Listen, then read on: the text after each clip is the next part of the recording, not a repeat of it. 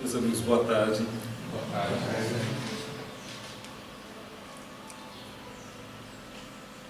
Antes de começar, qual é o tipo mais perfeito que Deus ofereceu ao homem para lhe servir de guia e de modelo? Livro dos Espíritos. Resposta: Jesus. Bem, nós temos a oportunidade de receber hoje na nossa casa, novamente, com muita alegria, nosso companheiro Joaquim Bueno Neto.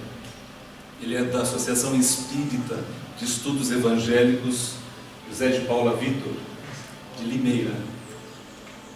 E ele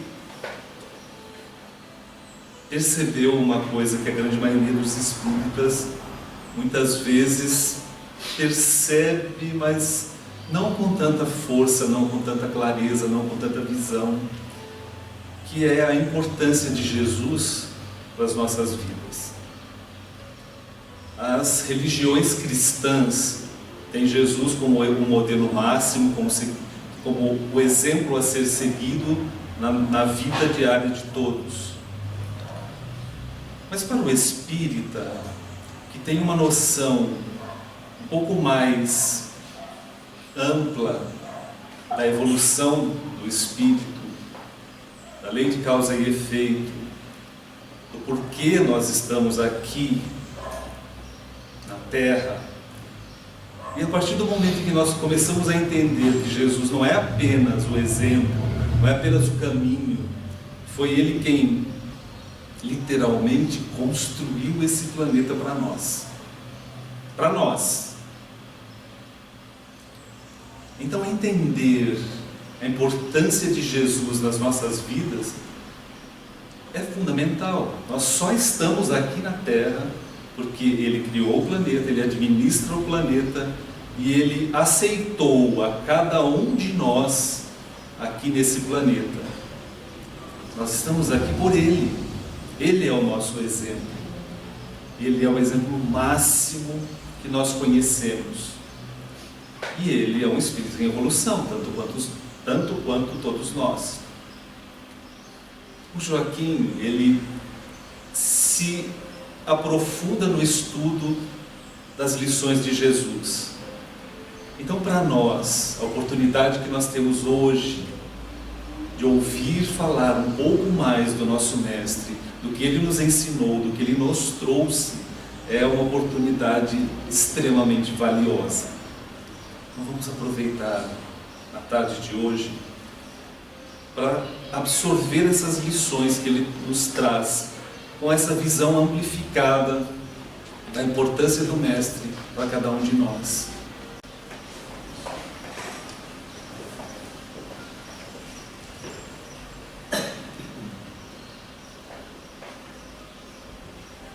Muito boa tarde para todos vocês. Alegria imensa estarmos aqui na Associação Espírita de Americana. Agradecemos as palavras carinhosas do Edson, né? Sempre muito generoso nos elogios, né? Além do nosso merecimento. E agradecemos a cada um de vocês que hoje vem nessa tarde para juntos podermos refletir um pouquinho mais sobre as lições de Jesus, né? A nossa proposta hoje é conversar sobre o tema Reforma íntima à luz do Evangelho. E quando nós pensamos nesse tema, ou passamos a falar desse assunto, não tem como a gente não se sentir um pouquinho fazendo propaganda enganosa. Porque todos nós estamos no processo da nossa reforma íntima. Nenhum de nós ainda concretizou esse ideal que é a renovação total à luz do Evangelho. Então, o que nos motiva a falar sobre reforma íntima, se nós ainda não somos capacitados moralmente para fazê-lo? O que nos motivou foi uma frase do Espírito César Gonçalves, que está no livro Ceareiros de Volta, psicografado por Valdo Vieira, quando então atuava junto a Chico Xavier, em que ele diz assim: se nós deixarmos ou aguardarmos a perfeição moral para indicarmos o bem, nós nunca poderíamos fazer. Isso impedir-nos-ia de fazê-lo. E à medida que nós indicamos o rumo correto aos outros, nós somos forçados à retidão. Então isso é o que nos motiva a falar de um assunto como reforma íntima, né? Quanto mais falamos, mais nós nos sentimos impelidos a viver esse processo. Porque ao estudar o assunto, ao refletir sobre ele antes de uma fala como essa, nós somos convidados a pensar como é que eu estou no meu processo da reforma íntima. Boa tarde. Então é isso que nos motiva. No ano de 1940, a Federação Espírita Brasileira publicou um livro chamado O Consolador, de autoria do benfeitor espiritual Emmanuel. Este livro surgiu de uma série de perguntas que os trabalhadores espíritas do Centro Luiz Gonzaga, lá de Pedro Leopoldo, cidade natal de Chico Xavier, endereçaram a Emmanuel. Mas não só eles, espiritistas de outros núcleos também colaboraram na elaboração dessas perguntas. E Emmanuel as recebeu com muito carinho, classificou por assunto, catalogou e dividiu essas perguntas em ciência, filosofia e religião. E daí surgiu o livro.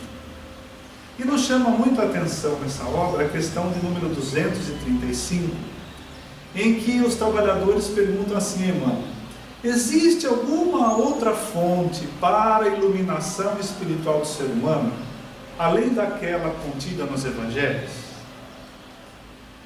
E aí Emmanuel responde que sim, há boas fontes de enobrecimento do caráter do ser humano através do estudo, do trabalho, mas que em matéria de iluminação espiritual não existe nada que se compare à exemplificação de Jesus no seu Evangelho de verdade e de vida. Exemplificação. Então, para nós, Jesus é o modelo definitivo. Definitivo. Aproximarmos do Mestre cada dia mais, tentando trazê-lo para o nosso cotidiano, não só é um recurso abençoado para as nossas lutas diárias, como também é uma iniciativa das mais lúcidas para vencermos séculos de estagnação espiritual. Só que para isso nós precisamos nos abrir a esse aprendizado. E quando nos aproximamos de Jesus, isso é, quanto mais entramos na vida do Mestre, mais ela nos fascina. E mais vamos sentindo uma sensação assim de pequenez ante a grandeza espiritual de Jesus. Mas essa sensação de pequenez ela é muito salutar, porque ela nos abre um universo de aprendizados pela frente. Porque a humildade é, pelo menos para nós, a primeira virtude do cristão. Kardec, inclusive, vai dizer isso na codificação. Depois da caridade, depois da humildade, a caridade é a primeira lei do cristão. Então, depois da humildade. A humildade é a primeiríssima lei do cristão. Não é à toa que Jesus coloca a humildade entre as primeiras bem-aventuranças. Quando ele abre o Sermão do Monte, ele começa: bem-aventurados os humildes, ou pobres pelo Espírito, aqueles que escolhem a humildade. Jesus não sai atirando bem-aventurança à torta e à direita. Ele começa com a bem-aventurança da humildade, que aliás ele a viveu em sua vida. Fazendo assim um parênteses rápido, se nós olharmos para as bem-aventuranças, nós vemos que elas são uma expressão, um raio-x da vida de Jesus. Ele começa dizendo: bem-aventurados os humildes, depois os aflitos, depois os mansos, os que têm fome e sede de justiça, os misericordiosos, os limpos de coração, os pacificadores e os perseguidos por amor ao reino dos céus. Se você olhar a sequência, é a vida de Jesus, porque ele é o humilde, que começa uma vida nascendo numa manjedoura, podendo ter escolhido nascer em Roma ou Atenas, cidades de projeção à época, não. Ele escolhe nascer em uma vila apagada, numa Palestina ocupada, num lugar improvisado que era um rancho para animais. Depois ele é o aflito, que desde pequenino, bebê, é necessário fugir para o Egito, fugir para cá, porque a sanha dos perseguidores já está atuando para tentar apagar a sua luz. Depois ele é o manso, terceira bem-aventurança, que aguarda pacientemente chegar o momento do seu ministério. Aguarda João Batista fazer o seu trabalho, voz que clama no deserto, né? Abrindo as consciências, o clarão da verdade. Depois é batizado por João para dar-se a conhecer ao povo, e só depois inicia o seu trabalho. E aí vem a quarta bem-aventurança, né? O que tem fome e sede de justiça, sedento para trazer a justiça de Deus, ele começa a pregar e ensinar. Aí ele é o misericordioso, bem-aventurança da sequência, que onde vai ele cura, ele atende, ele socorre, ele consola, ele oferece a luz do seu amor, abre olhos apagados, ouvidos que antes nada ouviam, retira pessoas da paralisia e por aí vai. Esclarece espíritos imundos, expressão da época, e vai embora. Depois ele é o pacificador, né? Que termina uma vida dizendo aos seus discípulos: eu vos deixo a minha paz, não a paz que o mundo confere, que é uma paz falsa, deixo a minha.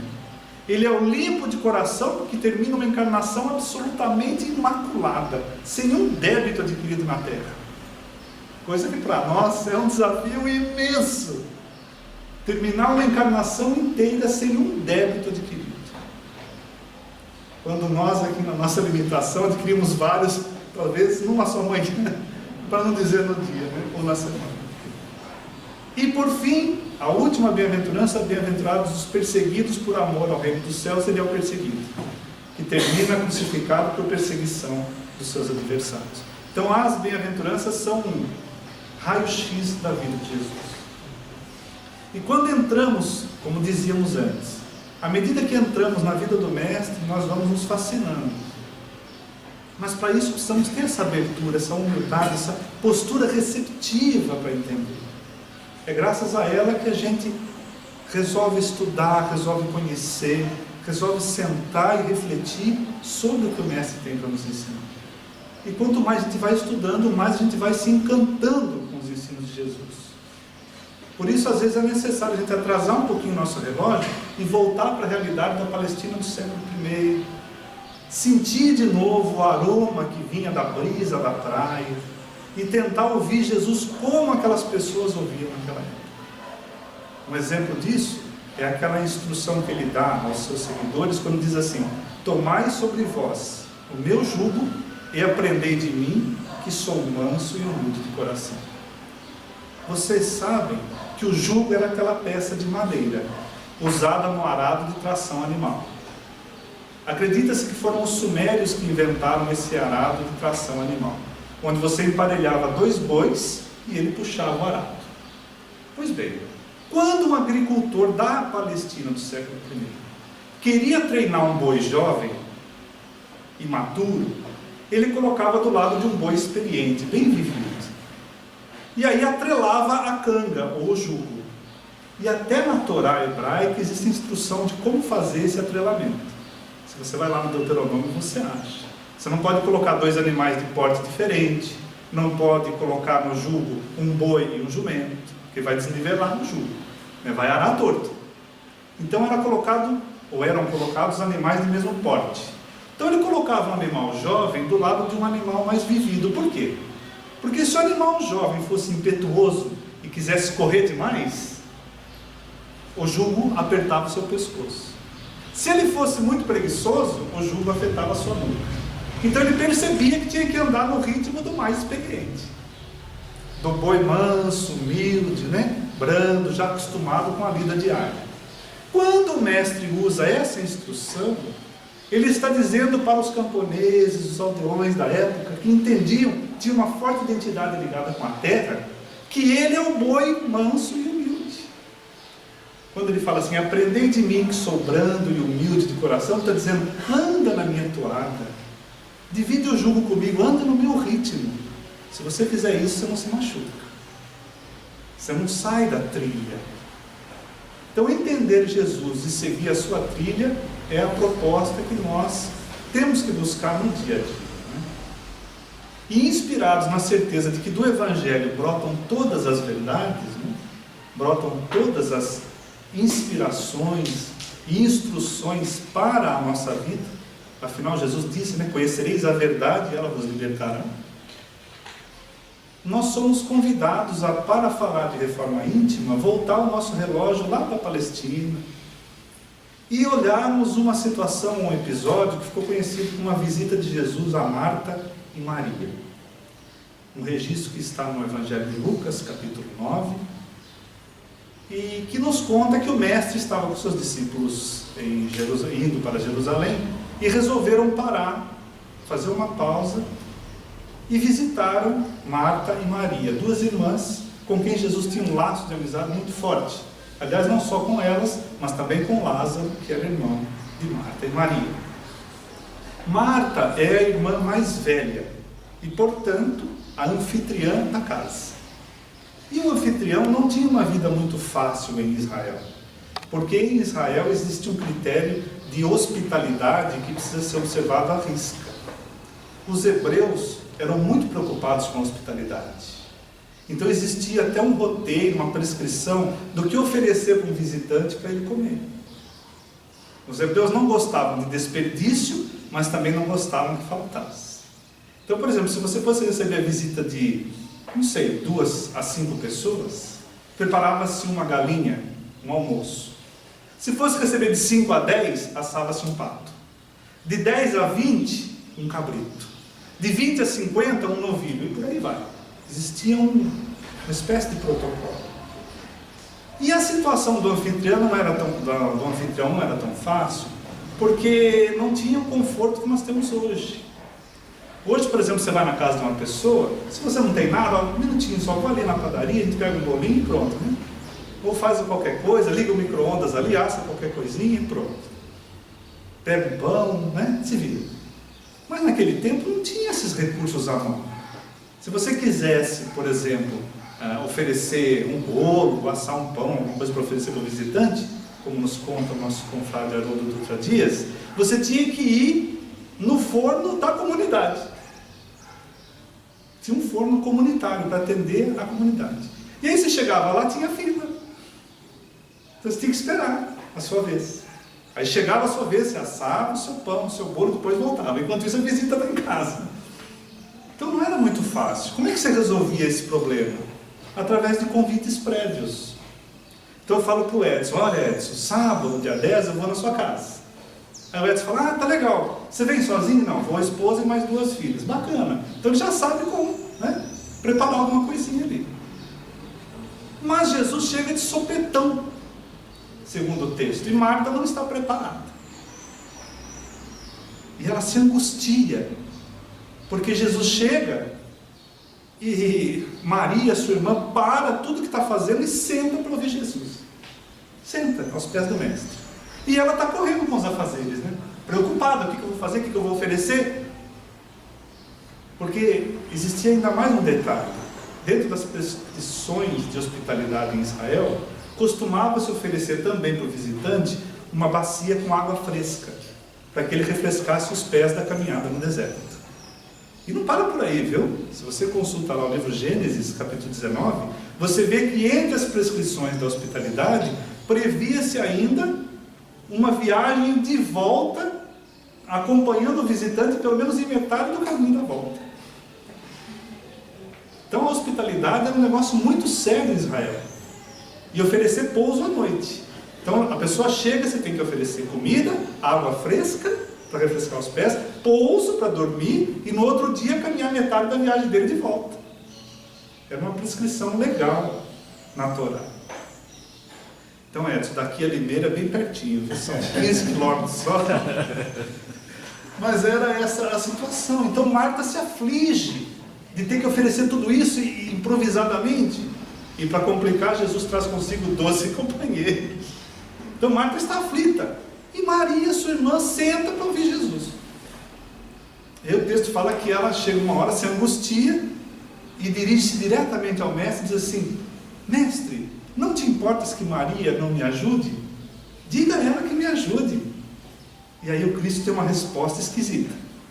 Ele fala, Marta, Marta. E no Oriente, quando você fala o nome da pessoa 2 vezes, é um puxão de orelha.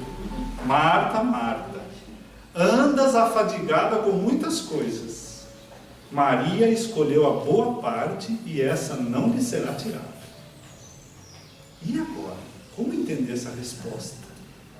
Parece até uma indelicadeza de Jesus, porque ela estava preocupada em atender, né? Estava preocupada em oferecer o melhor. Na verdade, nós temos que pensar assim, Jesus não comparecia ali como alguém que quisesse um banquete, uma recepção à altura do que o hebreu estava acostumado a oferecer. Ele não comparecia ali como quem exigisse esse tipo de tratamento. Não. Era apenas uma pausa nos labores evangélicos para abraçar os corações queridos. E depois ele ia continuar a sua viagem. Mas ele viu na postura de Maria, de parar tudo que estava fazendo para ouvi-lo, e na precipitação e na foiteza de Marta, a possibilidade de deixar para nós, no futuro, para a humanidade, uma lição preciosa. E Allan Kardec, 18 séculos depois, em O Livro dos Espíritos, nos explica que há no ser humano 3 coisas: o corpo ou o princípio material, a alma ou o princípio espiritual, e um liame, princípio intermediário entre o corpo e a alma, que nós conhecemos como perispírito. Assim, diz o codificador, todos nós possuímos 2 naturezas. Atenção para o número 2. Pelo corpo, participamos da natureza dos animais, dos quais possuímos os instintos. E pela alma, participamos da natureza dos espíritos. Aí o saudoso professor Martins Peralva, num livro ótimo chamado Estudando o Evangelho, publicado pela Federação Espírita Brasileira, ele pega uma carona nessa instrução do codificador e diz que Marta e Maria simbolizam essas 2 naturezas: natureza material e a natureza espiritual. As 2 representam 2 polaridades da nossa vida muito importantes: a preocupação com as coisas materiais e a preocupação com as coisas espirituais. Ambas respeitáveis e importantes, porque eu preciso me preocupar com as questões materiais. Eu tenho que cuidar do meu corpo físico, eu tenho que fazer exames periódicos, eu tenho que prestar contas como cidadão, eu tenho que trabalhar, tenho que pagar meus impostos, eu tenho que dar a César o que é de César. Mas eu também tenho que cuidar da porção espiritual. Agora, aí vem o viés interessante do professor Peralva. À medida que a gente começa a cuidar da porção espiritual ou da porção Maria, uma espécie de calma começa a tomar conta de nós de dentro para fora, no trato com as coisas de César. Não se sabe por quê, não é? Mas uma espécie de calma começa a se assenhorear de nós no trato com as questões materiais. E é muito fácil a gente perceber quando a porção Marta está mais forte que a porção Maria em nós. Quando nós nos inquietamos em demasia, não é? Porque existe, gente, olha como o Evangelho é uma coisa atual. Existe uma síndrome de Marta tomando conta de nós. Pessoas que, até boas, generosas, fraternas, estamos inquietos com as coisas materiais. Inquietos. É aquela preocupação excessiva com a reforma da casa, com a troca do carro, com a estética física, com tantas coisas materiais.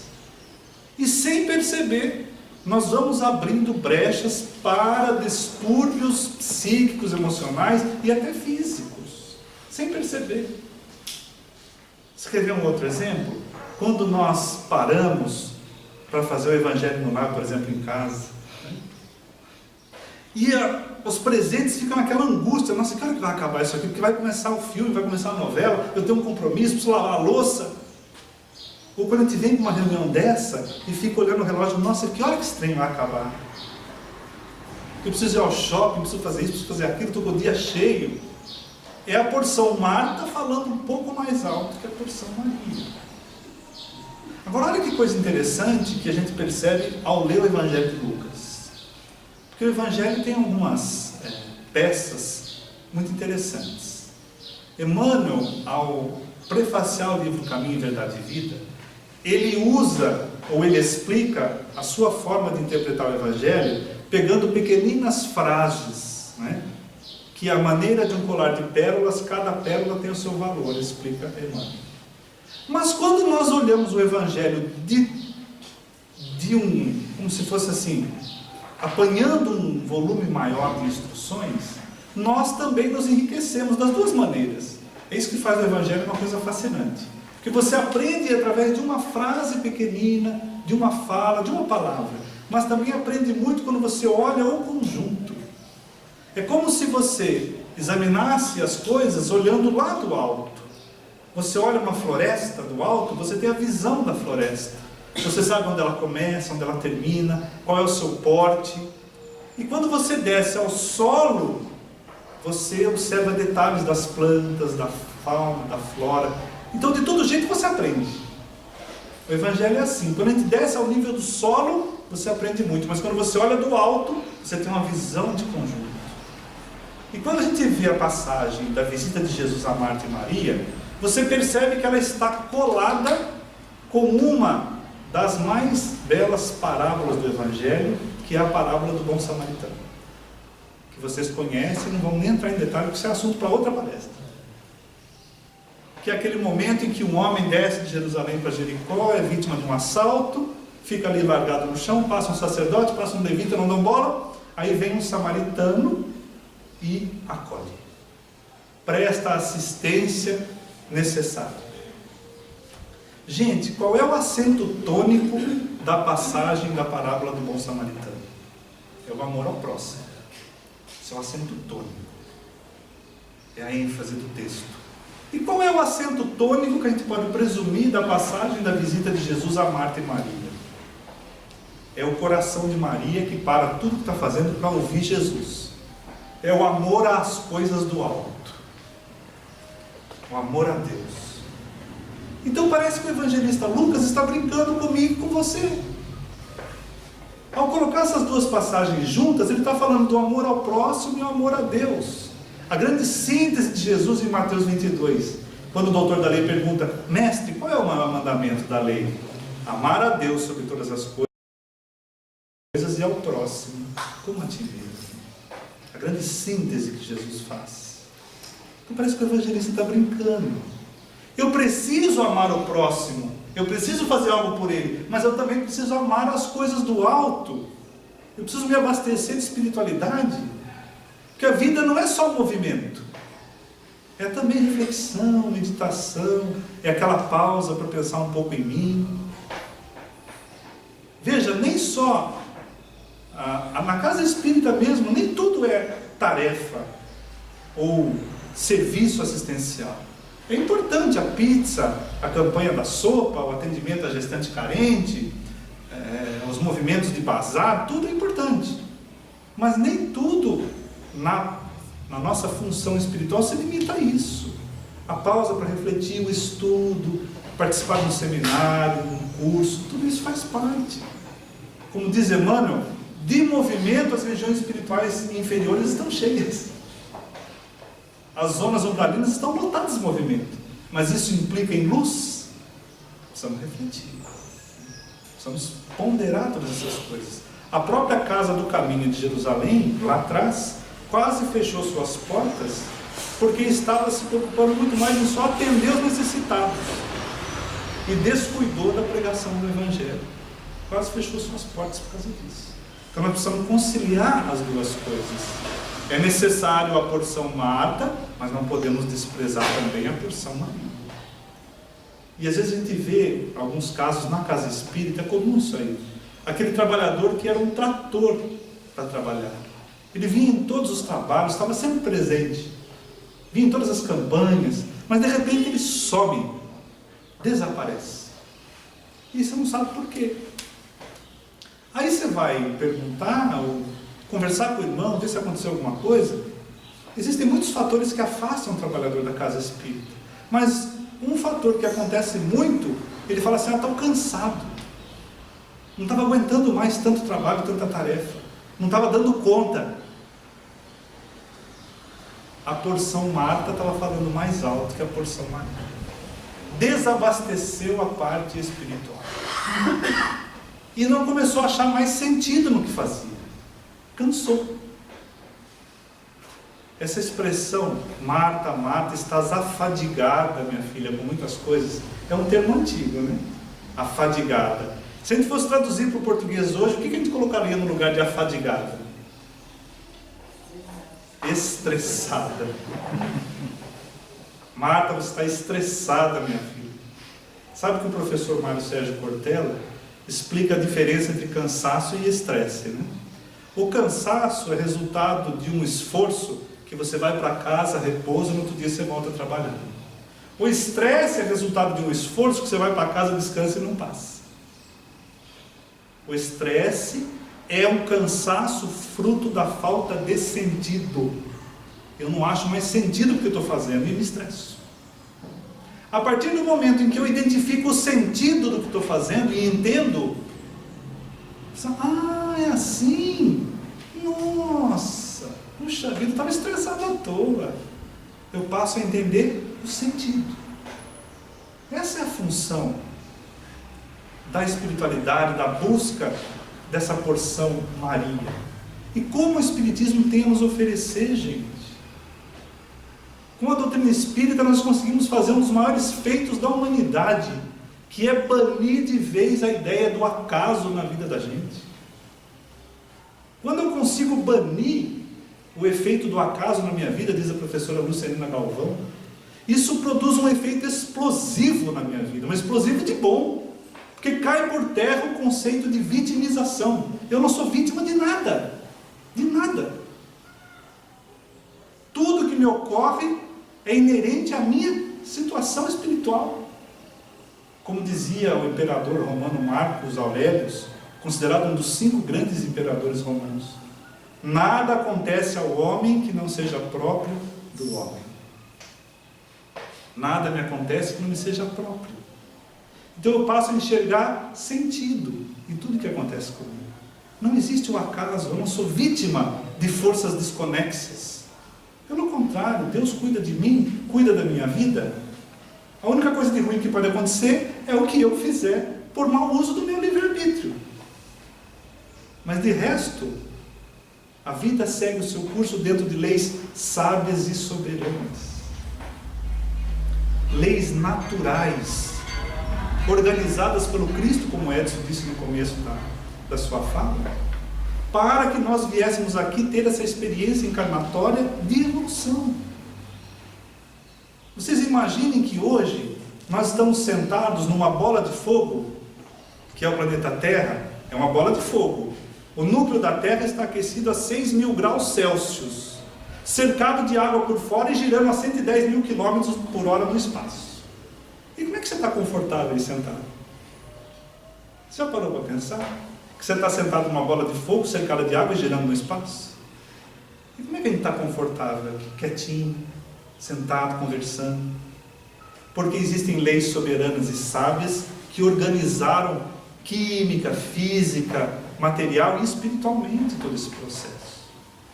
Se nós olharmos para a distância que o Sol tem da Terra, nós vamos perceber que uma inteligência pensou essa distância.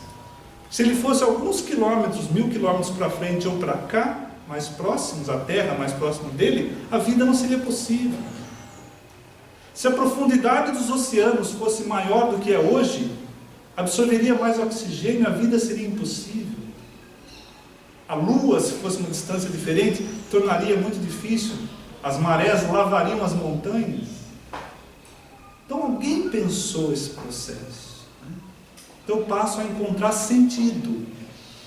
Quando eu encontro sentido, eu não me estresso. Então buscam sentido as pessoas que, à maneira de Maria, estão fazendo a boa parte. Escolhendo essa boa parte, alunos disciplinados, que tentam entender o que é que a vida significa. Porque, gente, vamos parar para pensar um pouquinho. Olha, a nossa vida passa assim, muito rápido. Os Espíritos disseram a Allan Kardec que a vida na Terra é um relâmpago que passa. Dá para imaginar? Calculou o tempo de um relâmpago? A existência na Terra é um relâmpago que passa. E, citando novamente o professor Cortella, ele diz assim, se a gente fosse comparar a nossa vida em ciclos, eu poderia dizer que a nossa vida tem ciclos de 25 em 25 anos. Ou seja, do 0 aos 25, você se estrutura, física e psiquicamente. Dos 25 aos 50, você trabalha, produz, reproduz. Tá certo que tem gente que extrapola um pouco essa faixa, mas esse é outro assunto. Dos 50 aos 75, você vai desacelerando e começa a se preparar para aquilo que se chama check-out. Né? E dos 75 em diante, bom, aí tudo é lucro. Né? O que a vida trouxer é uma bênção. Agora, diz o professor Cortella, se nós piscarmos os olhos e pararmos, tudo isso fica só nisso. Nascer, crescer, reproduzir, desencarnar. Será que a vida é só isso daí? Nascer, crescer, reproduzir, desencarnar? Não é possível. Que nós tenhamos passado por um processo tecnológico abençoado, que é a tecnologia da reencarnação, que nos colocou num corpo físico preparado para as nossas necessidades evolutivas, que escolheu até mesmo o nosso tipo sanguíneo, a língua que a gente ia falar, a raça que a gente ia ter, a nação onde a gente ia reencarnar, o povo, o país onde a gente ia nascer, os familiares que iam estar conosco. Essa tecnologia da reencarnação é um processo tão extraordinário. Será que é feito só para a gente nascer, crescer, reproduzir, desencarnar? Seria muito pouco. Segundo estudos científicos, um adulto, geralmente um adulto, não é até atingir a fase adulta e desencarnar, nós vamos consumir cerca de 40 toneladas de alimento, de quando nós nascemos até desencarnarmos. E lógico, vamos produzir outras tantas toneladas de dejetos. Será que nós estamos aqui na Terra para esse fim? Então precisamos refletir. Né? A visita de Jesus a Marta e Maria, meus amigos, ela é extremamente simbólica. Porque Marta não é a irmã mais velha, como dissemos no início. Ela é a irmã mais velha. Jesus visitando a irmã mais velha é uma mensagem que o Evangelho está dando para mim e para você, que Ele quer visitar esse lado velho em nosso coração, para propor renovação. Renovar. Então, reforma íntima, que é um assunto muito batido no Espiritismo, ele deita suas raízes lá na revelação de Jesus, lá atrás. Jesus já falava de reforma íntima. E entenderam muito bem isso os primeiros seguidores do Mestre. Paulo de Tarso, por exemplo, na sua primeira carta aos Coríntios, ele diz assim: em Cristo tudo se fez novo, as coisas velhas já passaram. Isto é, não deveria existir espaço na minha vida, na nossa vida, para o erro, para o medo e para a dúvida. Embora exista, mas não deveria, porque em Cristo tudo se fez novo. As coisas velhas têm que passar. E Tiago, outro apóstolo do Mestre, em uma de suas cartas, ele diz assim: limpai as vossas mãos, vós que pecais, e de duplo ânimo purificai os vossos corações. Porque reforma íntima é algo que exige ânimo redobrado. Gente, chegando quase ao final da nossa reflexão, vamos ser sinceros. Quando é que Jesus pregou para nós um cristianismo água com açúcar? Quando é que ele pregou para nós um cristianismo de facilidade?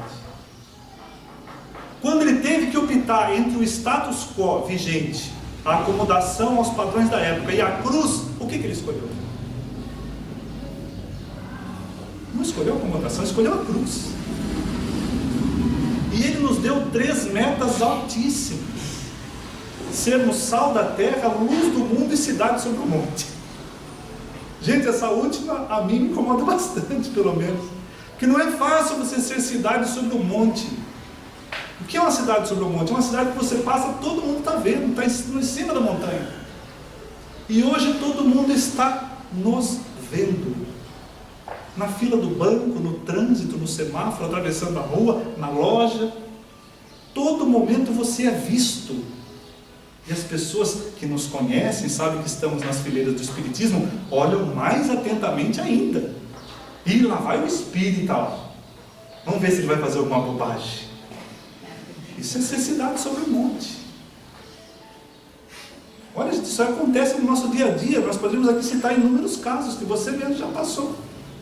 Ou será que você nunca foi numa fila de banco e encontrou alguém? Ô fulano, você frequenta a associação, né? Frequento. Aí eu vi você lá. Interessante isso. Existem alguns episódios no nosso movimento que são muito pitorescos. Nós sabemos o caso de um irmão nosso que subiu num ônibus circular e o ônibus estava lotado, né? Não tinha lugar para sentar. E sobe uma senhora idosa no próximo ponto. Todos os lugares ocupados. A senhora idosa viu, não tinha lugar para sentar. Ele levantou rapidamente, cedeu o lugar para ela, ela foi, sentou, seguiu a viagem. Quando chegou no ponto final, ela desceu, todo mundo desceu, ele desceu também. E aí ela ficou esperando ele descer para cumprimentar. Ele disse assim: olha, eu queria te agradecer de você ter dado o lugar para eu poder viajar. Mas eu sabia que você ia dar o lugar para mim. Ele falou: como é que a senhora sabia? Vai ver que é médium, né? Médium tem essas coisas estranhas. Como é que a senhora sabia? Disse, não, sabe o que é? É que eu vi o senhor no centro espírita tal, fazendo uma palestra sobre o respeito à terceira idade. Gente, se esse homem não levanta. Vocês já imaginaram? Se esse homem não levanta? Não é que o Espiritismo ia cair com ele, porque o Espiritismo nunca vai cair, apesar dos homens. Que se o Espiritismo dependesse de nós, pobrezinho do Espiritismo. Mas a imagem que se tem da doutrina, da sua função regeneradora, cai um pouco por terra. A pessoa diz assim: isso aí é mais um fanático. Falou da importância da terceira idade, mas na hora de praticar. Um outro caso aconteceu com um amigo nosso, que foi fazer uma palestra, levou um filhinho de 7 anos. E o menino sentou ali na cadeira, ele fez a palestra, falou sobre o amor, a tolerância, a caridade. E o presidente do centro estava sentado do lado do garoto. Quando terminou a palestra, muito linda, aliás, o presidente virou para o menino e falou assim: e aí, gostou da palestra do seu pai? Ele falou assim: olha tio, eu queria ter um pai assim. Porque em casa não é assim, tio. Em casa não é. Em casa ele briga com a mamãe, ele chuta o cachorro, ele discute com o vizinho, ele não recebe o carteiro, ele não paga as contas, não atende o telefone. Já desmascarou. Desmascarou. Então nós somos cidade sobre um monte. O tempo todo estamos sendo observados. Agora, antes que você se aflige e saia correndo por essa porta, que eu vou te segurar. Antes que você saia correndo, vamos lembrar de uma questão basilar em O Livro dos Espíritos, que é a questão número 800. Para a gente ver como a doutrina espírita é o bom senso, e Kardec era o bom senso encarnado. Na questão de número 800 do Livro dos Espíritos, a gente lê assim: conhece-se bem poucos homens, aqueles que acham que eles podem se modificar como que por encanto. A transformação somente com o tempo, gradual e progressivamente vai se operando. E necessárias às vezes se fazem várias encarnações para se perder um vício.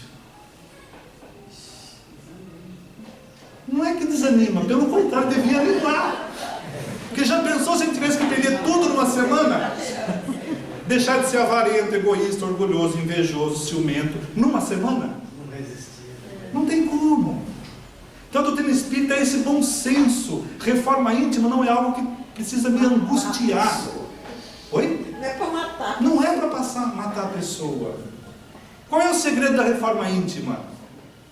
É seguir o ritmo do coração. Como é que o coração trabalha? Pulsa. Sem pressa, mas sem pausa. O tempo todo. Ó. É um processo. Ó. Sem pressa, porque se bater com pressa, mas nunca para. Então deveria ser esse processo de renovação diário, em que eu vou me observando paulatinamente, vou observando aquele vício que mais pesa na economia espiritual da minha vida, e começo a trabalhar devagarinho. André Luiz e Emmanuel tem um livro chamado Opinião Espírita, que é muito lindo, em que André Luiz fala assim: avalie-se a cada 3 anos. Olhe para 3 anos atrás, de 2015 para cá. Os teus atos estão um pouco mais brandos? As tuas mãos estão mais abençoadoras de 2015 para cá? Quer ver, ó? Sabe aqueles momentos de cólera surda que você tem e só você sabe que tem? em que você quer esganar o outro, mas você se segura. De 2015 para cá, isso está mais espaçado um pouco? Isso é o que a gente mais observa.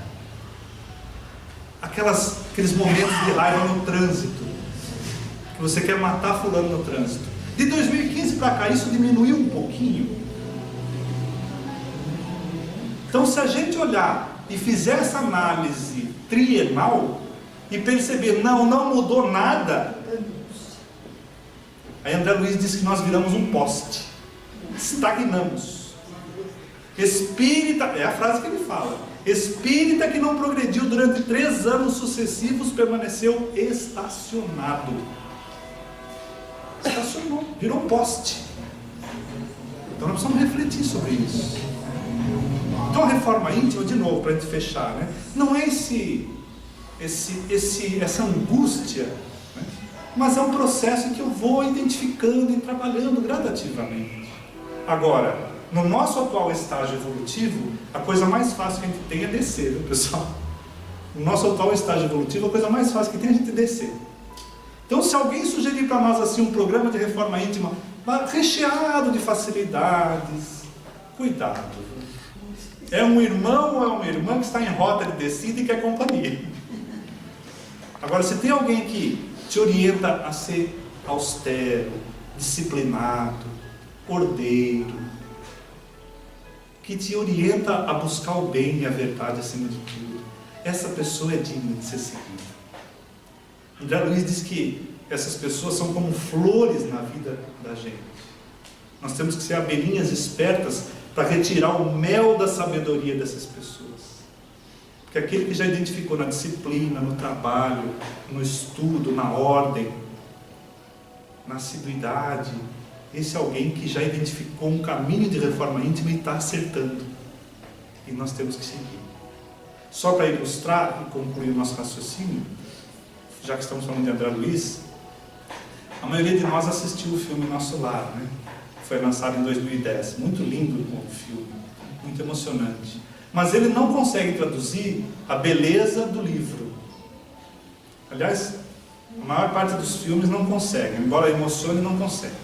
E quando a gente abre os capítulos 49 e 50, que são os livros que fecham o Nosso Lar, a gente vê aquele momento em que André Luiz volta para casa, visitar a antiga família. Lembra-se? E quando ele entra em casa, ele já tem um choque, né? Porque os móveis de Jacarandá que ele tanto amava, a viúva havia vendido tudo. Mudou a cor da parede, pintou. O quadro onde ele aparecia todo bonitão, com a família, sumira. Assim, ué, mas que mudança! Mas o susto maior não foi esse. O susto maior viria a hora que ele entra no aposento íntimo do casal e percebe que outro indivíduo está ocupando seu lugar. Nesse ponto, o livro, que aparentemente não era para ter uma nota cômica, tem uma nota cômica, que ele diz assim: um corisco que tivesse me atingido não tinha feito tanto estrago. E ele vai para fora da casa, senta lá na varanda e fica ali cabisbaixo, triste. De repente passa o ministro Clarencio, que já sabia de tudo, né? Tinha certeza de tudo que ia acontecer. Por isso que adiou a visita de André Luiz. Chega ali, toca no ombro do André Luiz e fala assim: meu filho, eu não tenho outra instrução para dar para você, a não ser te recordar daquela lição de Jesus. É necessário amar a Deus sobre todas as coisas e ao próximo como a nós mesmos. E André Luiz não registrou essa lição como quem registra com os ouvidos. Ele a recebeu direto no coração. Entrou na casa e começou a pensar assim: meu Deus do céu, aquele homem que estava no meu lugar, será que agora ele não era o esteio da família? Será que sem ele ali minha família não estaria numa situação pior? Se fosse eu que tivesse ficado e a esposa desencarnada, eu estaria sozinho? Ou estaria fazendo outra coisa pior? Com ele ali, os filhos não estavam em casa, não estava tudo bem. E aí cai a ficha dele e fala assim: meu Deus, Jesus me levou a beber em outra fonte. Porque a minha família não é mais ela e os 3 filhos. A minha família são as centenas de necessitados das câmaras de retificação do nosso lar. e imediatamente entrou no quarto para atender o moço que estava enfermo. Mas algumas entidades sombrias vampirizavam a energia do rapaz, e ele não conseguiu afastá-las. Entrou em prece e ficou 20 minutos em oração. 20 minutos. Até que sentiu a presença da irmã Narcisa, que chegou, tocou no seu ombro e falou assim: André, vamos lá para fora? Vamos buscar recursos na natureza para atender o moribundo? Só o fato dela entrar com a sua luz, as entidades sumiram.